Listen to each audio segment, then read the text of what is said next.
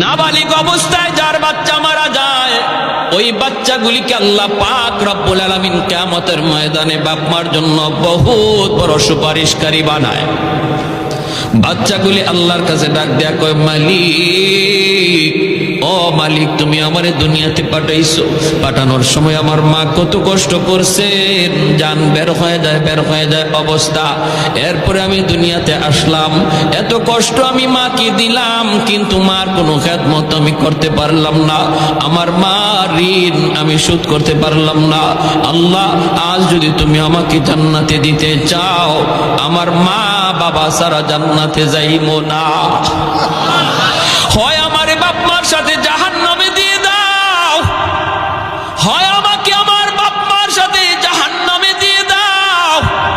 রব্বুল আলামিন তখন বলে, বান্দারে, আমি আল্লাহর আদত হচ্ছে জাহান্নামীকে জান্নাতে দেওয়া, কিন্তু